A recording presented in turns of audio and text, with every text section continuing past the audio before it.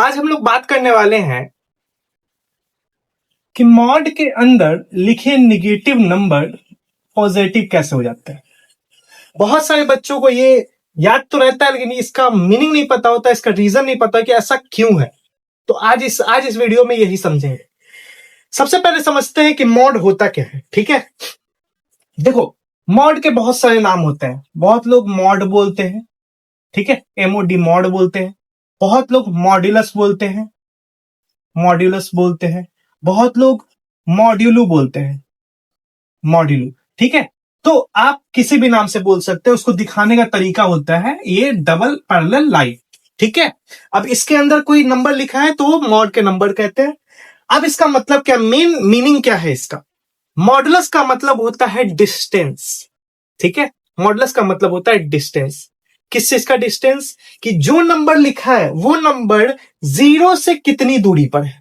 मतलब कि एक इसको हम लोग इस तरीके से समझते हैं, एक स्ट्रेट लाइन से, एक लाइन नंबर लाइन से, कि मान लो ये 0 है और मॉडुलस के अंदर लिखा है -5, तो -5 इधर आएगा,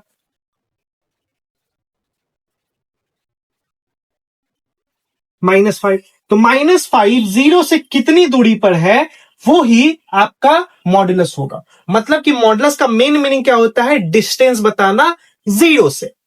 लेकिन कभी कभी क्या होता है, नंबर कुछ ऐसे आ जाते हैं जिसका डिस्टेंस फाइंड करना पॉसिबल नहीं हो पाता या फिर हम निकाल नहीं पाते। जैसे कोई फ्रैक्शनल नंबर अगर आ गया तो हम जो है, ये तो बहुत इजी नंबर दे दिया मैंने, मान लो -√21 आ गया, तो इसका डिस्टेंस 0 से निकालना तो पॉसिबल, मतलब मुश्किल होगा। ठीक है, तब हम कैसे निकालेंगे, तब एक नियम होता है जिसके थ्रू हम मॉडुलस का या फिर मॉड का आसानी से जो है नंबर फाइंड कर सकते हैं, आसानी से वैल्यू फाइंड कर सकते हैं। ठीक है, तो अब समझो आप, जैसे मैं आप यहां पे एक चीज और बताऊं, ठीक है, कि मॉडुलस का मतलब होता है डिस्टेंस, और डिस्टेंस कभी भी निगेटिव नहीं होता है। तो अगर मैं बात करूं कि मॉडुलस के अंदर, मॉड के अंदर -5 लिखा है, इसका वैल्यू क्या होगा, तो -5 0 से कितनी दूरी पर है, तो हम गिन के यहां से बताएंगे 1 2 3 4 5।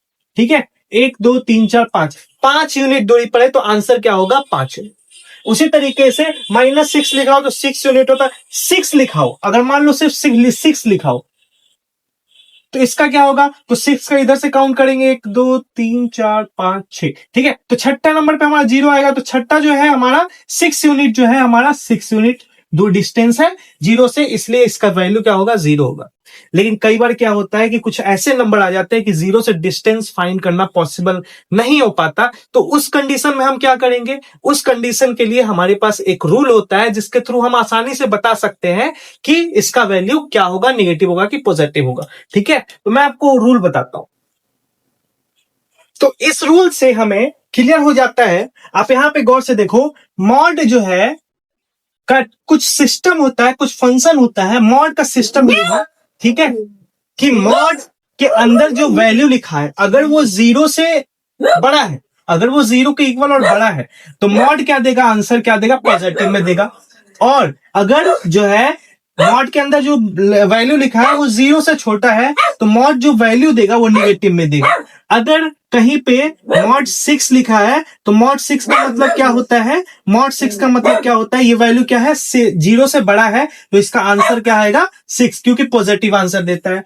और जो है मान लो मॉड के अंदर कोई 6 लिखा हुआ है, -6, तो ये -6 0 से छोटा होता है, तो दैट्स वाई मॉड जो है माइनस साइन अपने तरफ से निकाल के देता है, तो ये आंसर जो आता है, इसका भी आंसर क्या आता है, 6 आता है। आई होप सो कि ये जानकारी आपको पहले कहीं से नहीं मिली होगी और ये जानकारी आपको बहुत अच्छी लगी होगी। एंड तो ऐसे ही जानकारी के लिए मेरे चैनल को सब्सक्राइब जरूर कर लीजिए और मैथ्स को बहुत इजी वे में समझने की कोशिश करिए। जय हिंद।